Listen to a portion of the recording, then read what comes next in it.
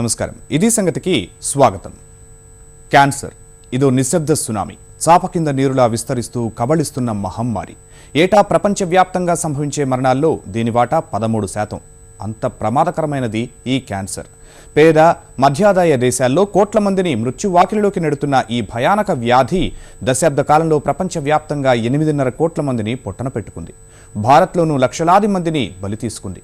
పెరుగుతున్న కాలుష్యం, మారుతున్న జీవనశైలి, అవగాహన లోపం తదితరాలు తోడై క్యాన్సర్ అంతకంతకు విస్తరిస్తూనే ఉంది. 100 రకాల క్యాన్సర్లలో భారతీయులను అత్యధికంగా 10 క్యాన్సర్లు వేధిస్తున్నాయి. ఏటా దేశంలో 28 లక్షల క్యాన్సర్ కేసులు నమోదవుతూ ఉంటే వీటిల్లో కొత్త కేసులు 11 లక్షలు కాగా సగం మందికి మృత్యువే శరణ్యం. వీళ్లలో అత్యధికులు పేదలు, మధ్యతరగతి వాళ్లు. ఇంతగా కల్లోలం కలిగిస్తున్న ఈ వ్యాధిని కొద్దిపాటి జాగ్రత్తలు పాటించడం ద్వారా జయించవచ్చు. ఈ దిశగా ప్రజల్లో చైతన్యం తీసుకువచ్చేందుకు ఏటా ఫిబ్రవరి 4న ప్రపంచ ఆరోగ్య సంస్థ క్యాన్సర్ అవగాహన దినోత్సవాన్ని నిర్వహిస్తోంది.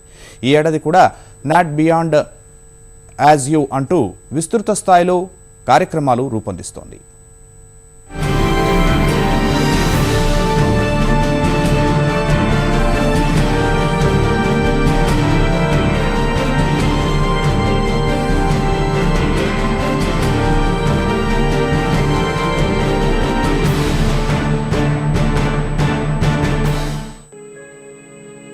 ప్రపంచ మానవాళిపై కనపడకుండా క్యాన్సర్ వ్యాధి పంజా విసురుతోంది.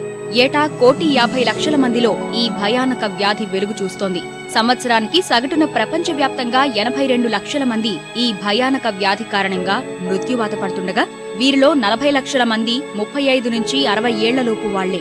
మన దేశంలోనూ ఏటా 5 లక్షల మంది క్యాన్సర్ కారణంగా మరణిస్తున్నారు. ఈ గణాంకాలు చెప్పకనే చెబుతున్నాయి భారత్లో క్యాన్సర్ మరణాల రేటు అధికమని. ఒక్క మన దేశంలోనే కాదు, అభివృద్ధి చెందుతున్న పేద దేశాల్లో ఈ వ్యాధి ప్రభావం ఎక్కువగా ఉంటోంది. ఫలితంగా ప్రపంచవ్యాప్త క్యాన్సర్ మరణాల్లో ఈ దేశాల్లోనే 70% చోటు చేసుకుంటున్నాయి. పరిస్థితులు ఇలాగే కొనసాగితే 2030 నాటికి క్యాన్సర్ మరణాలు 1,10,00,000కు చేరుకునే ప్రమాదం ఉంది.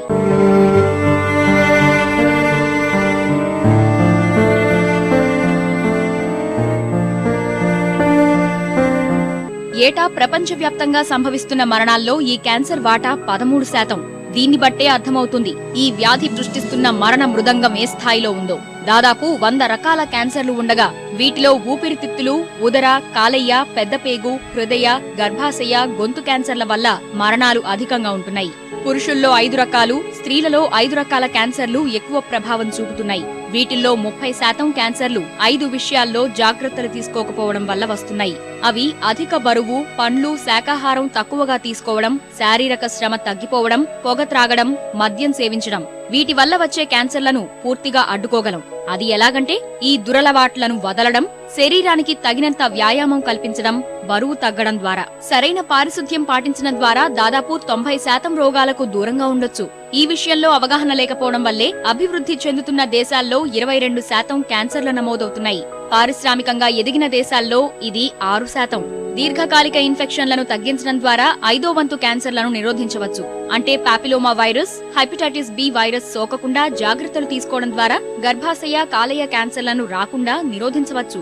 ఇన్ఫెక్షన్స్ కంట ఈ రోజుల్లో ప్రెజెంట్ సినారియోలో క్యాన్సర్స్ ఎక్కువైపోయినాయి. దీని గురించి ముఖ్యంగా మనకి కావాల్సింది ఏంటంటే మనుషుల్ని హెల్తీ లైఫ్ స్టైల్లో ఉంచడం, కానీ ఎర్లీ డిటెక్షన్, అంటే చాలా ఎర్లీ స్టేజెస్లో క్యాన్సర్ని కనుక్కోగలిగితే దాన్ని క్యూర్ చేయడానికి చాలా ఈజీగా ఉంటుంది. పొగాకు సర్వరోగకారిణి. దాదాపు క్యాన్సర్ కారణంగా సంభవిస్తున్న మరణాల్లో 22% పొగాకు, దాని ఉత్పత్తుల వల్లే ఉంటున్నాయి. 70% ఊపిరితిత్తుల క్యాన్సర్ కేసులు పొగ త్రాగడం వల్లనే సంభవిస్తున్నాయని అనేక నివేదికలు స్పష్టం చేస్తున్నాయి.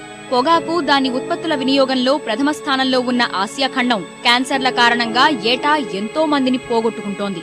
ఈ ప్రాంతంలో 50 కోట్ల మంది నికోటిన్ బాధితులు ఉన్నారు. పొగాకుకు దూరంగా ఉండడం ద్వారా 30% క్యాన్సర్లు రాకుండా అడ్డుకోవచ్చు. ఈ టొబాకో అనేది మనము అవేర్నెస్ క్రియేట్ చేసి చెప్పి ఆ టొబాకోని గాన కొంచెం తగ్గించడం కానీ, వాడడము, లేకపోతే బ్యాన్ చేయడము, లేకపోతే ఏదో ఒక విధంగా గవర్నమెంటు, అలాగే ఎన్జిఓ ఆర్గనైజేషన్స్, సోషల్ ఆర్గనైజేషన్ అన్నీ కలిపి ఒక విస్తృతమైనటువంటి స్థాయిలో మంచి అవేర్నెస్ క్రియేట్ చేస్తే అదొక ప్రివెంటబుల్ క్యాన్సర్. ఈ కారణం లేకపోతే అట్లీస్ట్ మనకు 11 లక్షల క్యాన్సర్లలో ఆల్మోస్ట్ 20% క్యాన్సర్స్ ఇవి టొబాకో రిలేటెడ్ క్యాన్సర్స్ అనమాట. భారత్ విషయానికి వస్తే క్యాన్సర్ల కారణంగా ఎక్కువగా నష్టపోతున్న దేశాల జాబితాలో భారత్ ముందు వరుసలో ఉంది. ప్రపంచవ్యాప్తంగా వస్తున్న క్యాన్సర్లలో భారత్ వాటా 7.8%. ఏటా 5.5 లక్షల మంది చనిపోతున్నారు. దేశంలో ఎక్కువగా మహిళలే క్యాన్సర్తో బాధపడుతున్నారు. ఒకప్పుడు 45 నుంచి 55 ఏళ్ల మధ్య వయస్సున్న వాళ్లకు రొమ్ము క్యాన్సర్లు వచ్చేవి. ఇప్పుడు యువతుల్లోనూ ఈ కేసులు ఎక్కువగా ఉంటున్నాయి. 22 ఏళ్లు వచ్చిన ప్రతి ఒక్కరూ పరీక్షలు చేయించుకోవాల్సిన తప్పనిసరి పరిస్థితులు. ప్రపంచవ్యాప్తంగా ఉన్న కేసుల్లో 17% భారత్ నుంచే. ఏటికేడు ఇవి పెరగడం భయాందోళనలు కలిగిస్తోంది. భారతీయ మహిళల ప్రాణాలు ఎక్కువగా తీస్తున్న క్యాన్సర్ మాత్రం గర్భాశయ క్యాన్సర్. ప్రపంచవ్యాప్తంగా సంభవిస్తున్న ఈ వ్యాధి మరణాల్లో భారత్లోనే 3వ వంతు సంభవిస్తున్నాయి. చిన్న వయస్సులోనే పెళ్లిళ్లు కావడం, లైంగిక హింసకు గురికావడం, మెనోపాజ్ సమస్యలు తదితరాలు తోడై ఆడవాళ్ల ప్రాణాలు తోడేస్తున్నాయి.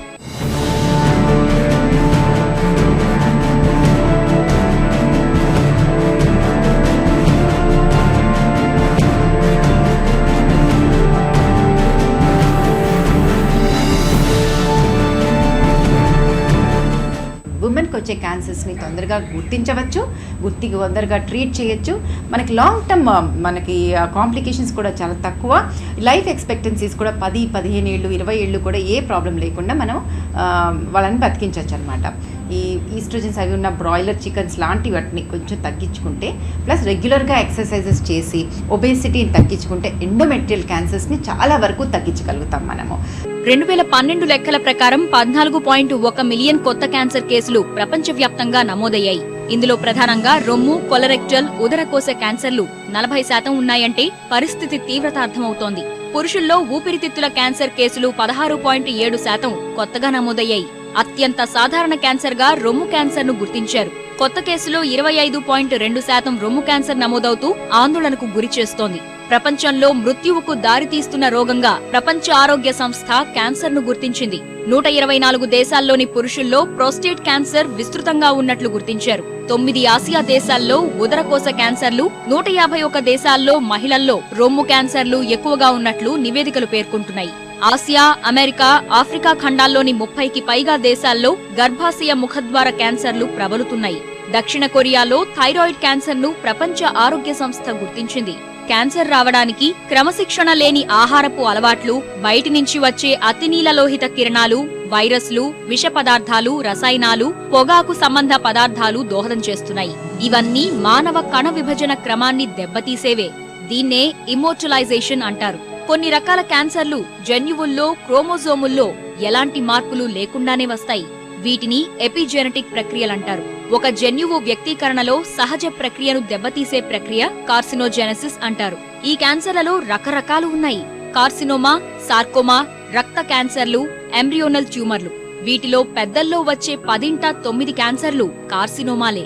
9% సార్కోమాలుంటే 1% రక్త క్యాన్సర్ ఉంది. చిన్నపిల్లల్లో గుర్తించే అన్ని రకాల క్యాన్సర్లు నయం చేయదగినవే. మన దేశంలో అత్యధికంగా మోస్ట్ కామన్గా వచ్చేటువంటిది మగవాళ్ళల్లో అయితే ఓరల్ క్యాన్సర్స్ అంటాం, ఓరల్ క్యావిటీ, టంగ్ అంటే ఈ క్యాన్సర్స్. అండ్ ఆడవాళ్ళలో cervix cancer and breast cancers most కామన్గా చూస్తుంటాం. వీటిలో ఎర్లీగా మనం డిటెక్ట్ చేయలేకపోతే, మిస్ అయిపోతే అగ్రెసివ్గా బిహేవ్ చేసేది ఎస్పెషల్లీ ఓరల్ క్యాన్సర్స్ అండి, హెడ్ అండ్ నెక్ క్యాన్సర్స్లో. దేశంలో పెరుగుతున్న క్యాన్సర్ కేసుల్లో ఎక్కువగా నోటి సంబంధ, గర్భాశయ ముఖద్వార క్యాన్సర్, మెడ క్యాన్సర్ ఉన్నాయి. ఈశాన్య రాష్ట్రాల్లో ఆహార నాళ క్యాన్సర్ పొగాకు, కట్టెలపై వంట చేయడం వల్ల వస్తోందని గుర్తించారు. పశ్చిమ బంగలో జల, వాయు కాలుష్యం వల్ల ఊపిరితిత్తులు, మూత్రాశయ క్యాన్సర్లు నమోదవుతున్నాయి. దక్షిణ కోస్తా తీరంలో మసాలాలు, ఉప్పు ఎక్కువగా వినియోగంతో ఉదరకోశ క్యాన్సర్లు సంభవిస్తున్నట్లు గుర్తించారు. గోవాలో పొగాకు, మద్యం, గొర్రె మాంసం వల్ల పెద్దపేగు సంబంధ క్యాన్సర్ వస్తోంది. గుజరాత్, రాజస్థాన్లో పొగాకు, పాన్ మసాలా వల్ల మెడ, తల క్యాన్సర్, కాలుష్యం, పురుగుల మందుల వల్ల ఆహార కల్తీ కారణంగా పంజాబ్, మాల్వా ప్రాంతంలో ఎక్కువ క్యాన్సర్లు నమోదు కావడం ఆందోళన కలిగిస్తోంది. ఉత్తరప్రదేశ్, బీహార్లో గాల్ బ్లాడర్ సంబంధ క్యాన్సర్, మెడ, తలకు క్యాన్సర్లు, మధ్యప్రదేశ్లో పాన్ మసాలా, పొగాకు వల్ల నోటి క్యాన్సర్లు ఎక్కువగా నమోదవుతున్నాయి.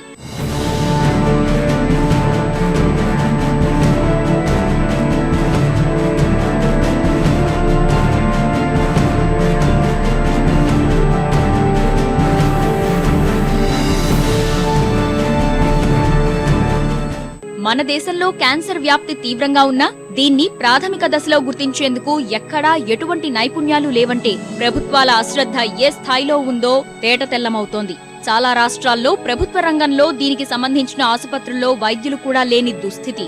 చిన్నపిల్లల్లో ఏటా దాదాపు 1,50,000 వరకు కొత్త కేసులు నమోదవుతున్నా వారికి వైద్యం అందించే నిపుణులు కేవలం 10ల సంఖ్యలో కూడా లేకపోవడం ఆందోళన కలిగిస్తోంది. ప్రైవేటు రంగంలో కొన్ని ఆసుపత్రులు వెలుస్తున్నా అవి అందిస్తున్న సేవలు చాలా పరిమితంగానే ఉంటున్నాయి. క్యాన్సర్ చికిత్సకు సంబంధించి తెలుగు రాష్ట్రాల్లో ప్రభుత్వ రంగంలో ఎంఎన్జే క్యాన్సర్ ఆసుపత్రి ఒక్కటే. ముఖ్యమంత్రి సహాయ నిధికి వచ్చే అభ్యర్థనల్లో 90% కేసులు క్యాన్సర్ కు సంబంధించే 2 తెలుగు రాష్ట్రాల్లో ఉంటున్నాయంటే పరిస్థితి తీవ్రత ఏ రకంగా ఉందో అవగతమవుతోంది.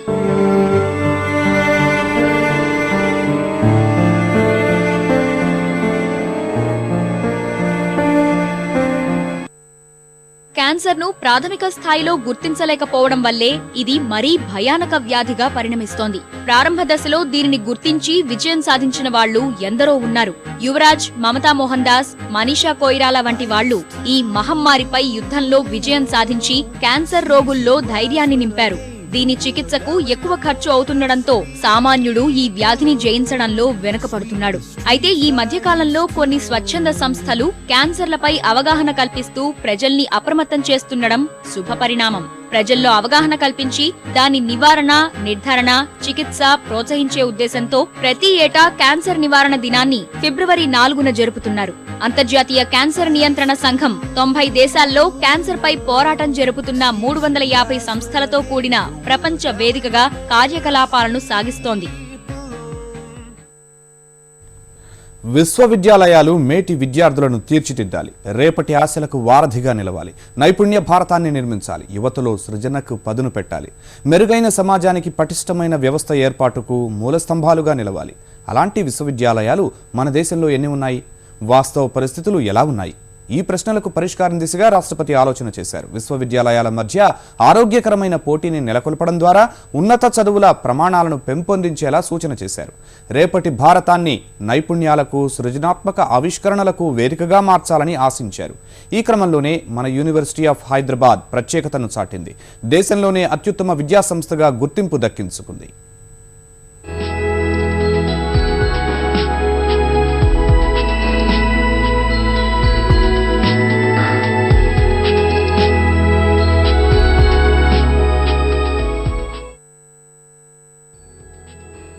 దేశంలోనే ఉత్తమ వర్సిటీగా హైదరాబాద్ విశ్వవిద్యాలయం. విజిటర్స్ బెస్ట్ యూనివర్సిటీగా రాష్ట్రపతి పురస్కారం కైవసం.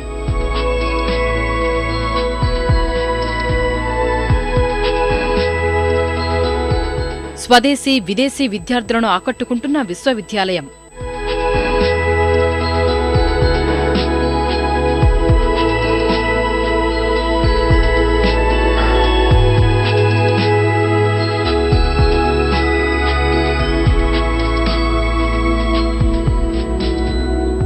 యూనివర్సిటీ ఆఫ్ హైదరాబాద్ అనేక ప్రత్యేకతలు కలబోసుకున్న విశ్వవిద్యాలయం. పురస్కారాలు, ప్రత్యేక గుర్తింపులతో భారతీయ విద్యా వ్యవస్థలో అగ్రగామి విద్యాసంస్థల్లో ఒకటి. సువిశాల ప్రాంగణంలో సృజనకు పెద్దపీట వేసే అధ్యాపకుల ఆధ్వర్యంలో విరాజిల్లుతున్న విద్యా కుసుమం. పరిశోధనా రంగంలో ఏటికేడు ప్రత్యేకతను చాటుకుంటున్న హైదరాబాద్ వర్సిటీ ఖాతాలో మరో పురస్కారం చేరింది. పరిశోధనా పథంలో ఎంతో మందిని మమేకం చేసుకున్న వేదికగా దేశంలోని ఉత్తమ విశ్వవిద్యాలయంగా అరుదైన గౌరవాన్ని దక్కించుకుంది. దేశవ్యాప్తంగా ఉన్న కేంద్రీయ విశ్వవిద్యాలయాలను వెనక్కు నెట్టి నిర్వహణ విభాగంలో విజిటర్స్ బెస్ట్ యూనివర్సిటీ అవార్డు సాధించింది.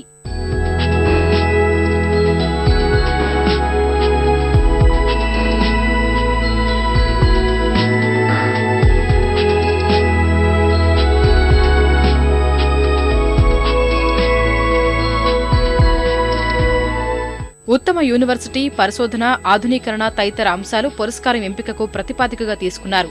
దేశంలోని అన్ని కేంద్రీయ విశ్వవిద్యాలయాలకు రాష్ట్రపతే విజిటర్ కావడంతో ఆయన చేతుల మీదుగా అవార్డును అందించనున్నారు. ఫిబ్రవరి 4న రాష్ట్రపతి భవన్లో జరిగే కార్యక్రమంలో ప్రణబ్ ముఖర్జీ అవార్డును అందించనున్నారు. ఆన్లైన్లో అన్ని యూనివర్సిటీల నుంచి దరఖాస్తులను ఆహ్వానించి వాటిలో నుంచి అత్యుత్తమమైన వాటిని ఎంపిక చేశారు. అలా హైదరాబాద్ సెంట్రల్ యూనివర్సిటీ ఈ అవార్డుకు ఎంపికైంది. స్టూడెంట్స్ ఎవరైతే ఉన్నారో వాళ్ళకి కొన్ని డిజబిలిటీస్ ఉన్న వాళ్ళకి కూడా సౌకర్యాలు కల్పిస్తున్నాం. ఇక్కడ బ్రెయిల్ ప్రింటర్స్ ఉన్నాయి. కళ్ళు లేని పిల్లలకి చాలా కంప్యూటర్లు ఇచ్చాము. వాళ్ళ సాఫ్ట్వేర్, స్పెషల్ సాఫ్ట్వేర్ ఇచ్చాము. వాళ్ళకి ఈ పామ్ హెల్డ్ మిషన్స్ ఇచ్చాం చదువుకోవడానికి. మీరు రకరకాల ఈ సౌకర్యాలు కల్పిస్తున్నాం. మా యూనివర్సిటీ ఫ్యాకల్టీ వాళ్ళ రీసెర్చ్ గురించి దాదాపు 200 కోట్ల రూపాయలు రకరకాల ఏజెన్సీ నుంచి తెచ్చుకున్నాము రీసెర్చ్ చేయడానికి. అంటే అందరినీ కలిపి ఎటువంటి వివక్ష లేకుండా ఉండే యూనివర్సిటీ మాది. దేశంలోనే అత్యుత్తమ వర్సిటీ కిరీటాన్ని దక్కించుకున్న హైదరాబాద్ విశ్వవిద్యాలయంలో ప్రతి అడుగు ప్రత్యేకమే. 2300 ఎకరాల సువిశాల ప్రాంగణం, ఆహ్లాదకరమైన వాతావరణం, పరిశోధనలకు పెద్దపీట వేసే సామర్థ్యం, విద్యా ప్రమాణాలను ప్రయోగాత్మకంగా పెంపొందించే అనుభవజ్ఞులైన అధ్యాపక బృందం, ఆసియా ఖండంలోనే ప్రత్యేకతను చాటుకునే స్థాయి కలిగిన గ్రంథాలయం, ఇలా ఎన్నో అంశాలతో ఇతర రాష్ట్రాల విద్యార్థులనే కాకుండా ఏటా 100 మంది విదేశీ విద్యార్థులకు హైదరాబాద్ వర్సిటీ ఆహ్వానం పలుకుతోంది. విద్యా బోధనా పరంగా వర్సిటీ అగ్రగామిగా ఉండడం విద్యార్థులకు కలిసొచ్చే అంశం. 5000 మంది విద్యార్థులకు 400 మంది అధ్యాపక సిబ్బంది ఉన్నారంటే ఇక్కడి బోధనా వ్యవస్థ బలం అర్థం చేసుకోవచ్చు. సగటున విద్యార్థి అధ్యాపకుల నిష్పత్తి 13:1గా ఉంది. పరీక్షా నిర్వహణలోనూ ఈ వర్సిటీ ప్రత్యేక శైలిని కాపాడుకుంటోంది. ఏడాది పొడవునా విద్యార్థుల ప్రతిభను కొలిచే ప్రమాణాలతో పరీక్షల్ని నిర్వహిస్తూ ఏళ్లుగా మార్గదర్శిగా నిలుస్తోంది. ఏడాది మొత్తంలో 4 విడతల్లో జరిగే పరీక్షల్లో 3 చిన్న పరీక్షలుగా, చివరివి ప్రధాన పరీక్షగా పరిగణిస్తోంది. ఈ విధానంలో 100% మార్కులను విభజిస్తూ స్థిరమైన అభ్యాసానికి దోహదం చేస్తోంది హైదరాబాద్ యూనివర్సిటీ. అధ్యాపక బృందంలో వృత్తి నైపుణ్యాల అభివృద్ధికి యూనివర్సిటీ పెద్దపీట వేస్తోంది. అధ్యాపక వృత్తి నైపుణ్యాభివృద్ధికి ప్రత్యేక నిధి ఏర్పరచుకుని కొత్తగా వచ్చే అధ్యాపకులకు స్టార్టప్ నిధిని కేటాయిస్తోంది. అధ్యాపకులు, సీనియర్ పీహెచ్డీ విద్యార్థులు అంతర్జాతీయ సమావేశాలకు వెళ్లేందుకు అవసరమైన ఖర్చులను భరిస్తోంది. ఇలా అన్ని అంశాల్లో ప్రత్యేక శ్రద్ధతో 5 ఏళ్లలో ఏటా సగటున 12 పరిశోధనా పత్రాలను ముద్రిస్తున్న ఘనతను సాధించింది. 40 పరిశోధనల పేటెంట్ కోసం నమోదు చేసుకోగా ఇందులో 16 ఆమోదం పొందాయి. ఇక 2014లో నాక్ నిర్దేశించిన 4 పాయింట్లకు 3.72 సాధించి వర్సిటీ సత్తా చాటింది. రీసెర్చ్ ఓరియంటెడ్గా ఎవ్రీబడి ఈజ్ రియలీ ఫోకస్. చాలా పెద్ద పెద్ద ప్రొఫెసర్స్ ఉన్నారు. సో వాళ్ళు చేసే రీసెర్చ్ ఇదంతా చాలా ఎక్కువగా ఉంటుంది. సో దానికోసం మా బయట నుంచి కొలాబరేషన్స్ ఇవన్నీ కూడా చాలా హెవీగా ఉంటాయి. So it is a great thing. I'm proud that I'm in this university. యూనివర్సిటీలో చదువుకోవడానికి చాలా ప్రౌడ్గా ఫీల్ అవుతున్నాను. అండ్ ఇక్కడ మనకి అవేర్నెస్ చాలా ఉంటుంది. మన సబ్జెక్ట్ ఏది తీసుకుంటామో అది చదవడంతోనే కాకుండా అదర్ సబ్జెక్ట్స్ నేర్చుకోవడానికి కూడా ఎక్కువ అవకాశం ఉంటుంది. అండ్ ఎక్కువ అవేర్నెస్ లైక్ మెనీ టాక్స్ అవన్నీ కండక్ట్ చేస్తూ ఉంటారు ఇక్కడ. ఇక విద్యార్థుల్లో నైపుణ్యాలను తీర్చిదిద్దడానికి సైతం వర్సిటీ ప్రత్యేక ప్రణాళికలు అమలు చేస్తోంది. సృజనాత్మక నైపుణ్యాలు అభివృద్ధి చేయడమే లక్ష్యంగా నిర్వాహక బృందం చర్యలు చేపడుతోంది. విద్యార్థులు ఆంగ్ల భాషను సరళంగా మాట్లాడేందుకు అవసరమైన కార్యక్రమాలు నిర్వహిస్తోంది. MBA, computer science, social science విద్యార్థులు వేసవి సెలవుల్లో వివిధ సంస్థల్లో ఇంటర్న్షిప్ చేసేందుకు అవసరమైన ఏర్పాట్లు చేసింది వర్సిటీ. ప్రతిరోజు జూనియర్ సైన్స్ క్లబ్లో సమకాలీన అంశాలపై క్విజ్ కార్యక్రమాలు నిర్వహిస్తోంది. వివిధ రంగాల నిపుణులతో క్రమం తప్పకుండా విద్యార్థులకు ఆయా అంశాలపై అవగాహన కల్పిస్తోంది. పీహెచ్డీ చేసేవారిని పర్యవేక్షించేందుకు 3 సభ్యుల ప్రత్యేక కమిటీ ఉన్నత స్థాయి ప్రమాణాలు పాటిస్తోంది. మా ఫ్యాకల్టీ చేస్తున్న రీసెర్చ్ని కూడా దృష్టిలో పెట్టుకొని మార్కెట్కి ఏ విధమైన కోర్సులు అవసరము, స్టూడెంట్స్కి ఎలాంటి కోర్సులు చదివితే వాళ్ళు భవిష్యత్తులో ఇంకా పెద్ద పెద్ద స్థాయికి వెళ్తారు అనే విషయాలను దృష్టిలో పెట్టుకొని తరచుగా మేము మా సిలబస్ని మారుస్తూ ఉంటాము. మా దగ్గర 2100 సీట్లకు గాను 44,000 అప్లికేషన్స్ వచ్చాయంటేనే మా యూనివర్సిటీ అడ్మిషన్స్కి ఇది ఒక గొప్ప విషయంగా మేము ఫీల్ అవుతున్నాము. విదేశీ విద్యార్థులను ఆకర్షించడంలోనూ విశ్వవిద్యాలయం అగ్రగామిగా కొనసాగుతోంది. Study in India program SIP ద్వారా ఏటా 200 మంది విదేశీ విద్యార్థులకు ఆతిథ్యమిస్తోంది. 1998లో ప్రయోగాత్మకంగా ప్రారంభమైన ఈ వేసవి కార్యక్రమంలో పాల్గొనేందుకు ఇప్పుడు ఎంతో మంది విదేశీ విద్యార్థులు పోటీ పడుతున్నారు. ఇలా ఎంతో ప్రాధాన్యం సంతరించుకున్న ఎస్ఐపి 2014లో అంతర్జాతీయ ఖ్యాతిని సొంతం చేసుకుంది. ప్రపంచవ్యాప్తంగా కేవలం 13 విశ్వవిద్యాలయాలకు మాత్రమే సొంతమైన ఆండ్రూ హిస్కెల్ అవార్డును దక్కించుకుంది. ఆసియా ఖండం నుంచి ఈ గుర్తింపు అందుకున్న ఏకైక విద్యాలయం కూడా Hyderabad విశ్వవిద్యాలయమే. The research facilities here available to the MTech students or science research students are, I think, world class.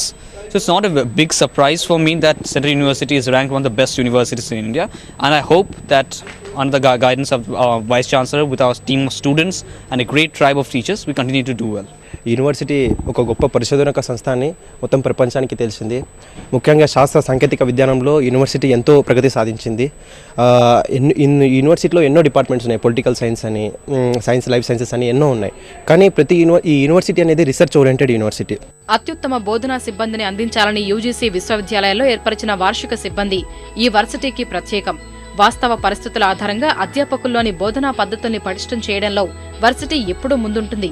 అందుకే 2012లో నాక్ ఈ విభాగంలో హైదరాబాద్ వర్సిటీకి దేశంలోనే 4వ స్థానాన్ని కట్టబెట్టింది. The environment which is provided here is really healthy and eco-friendly. So the award that it has got, I think it deserves it. Beauty of the campus, you will find lakes, rocks everywhere, and you just enter in the jungle, you will find all kinds of birds and animals like peacocks, which are rare to see nowadays in metro cities. మరోవైపు విద్యార్థుల్లో సామాజిక స్పృహను పెంపొందించడంలోనూ varsity అనేక కార్యక్రమాలు చేపట్టింది. NSS ఆధ్వర్యంలో రంగారెడ్డి జిల్లా సామాజిక అవగాహన, ఆరోగ్య పరిరక్షణ అంశాలపై అవగాహన కల్పిస్తోంది. జన్ శిక్షణ్ సంస్థాన్ ద్వారా పేదల్లో వృత్తి నైపుణ్య మెళకువలు నేర్పడంలోనూ అధ్యాపక సిబ్బంది, విద్యార్థులు ముందుంటున్నారు. గ్రీన్ బకెట్ కార్యక్రమంతో పర్యావరణ పరిరక్షణపై అవగాహన కల్పిస్తున్నారు వర్సిటీ నిర్వాహకులు. గ్రంథాలయాన్ని సౌరశక్తి ద్వారా నిర్వహిస్తూ వనరుల సమర్థ వినియోగంలో స్ఫూర్తిగా నిలుస్తోంది. బోల్ హైదరాబాద్ అంటూ క్యాంపస్ రేడియో ద్వారా సామాజిక అంశాలపై విద్యార్థులకు వేదికను అందుబాటులోకి తెచ్చారు. విద్యా ప్రమాణాలు పెంచే సంస్థగా లేకుండా పోయినాయి కాబట్టి రకరకాల ప్రయత్నాలు కావాలి, ఏ ఒక్కటి చాలదు. ఈ సంస్థల మధ్య పోటీ ఉండాలి, వాటికి బాగా చేస్తే అవార్డులు ప్రకటించాలి. రెండోది, ఇక్కడ మంచి ప్రమాణాల విద్య, మంచి ప్రమాణాల రీసెర్చ్, అలాగే మంచి రకరకాల కొత్త రకమైనటువంటి ప్రయోగాలు చేయటం, వాటిని ప్రోత్సహించే వాతావరణం ఉండాలి.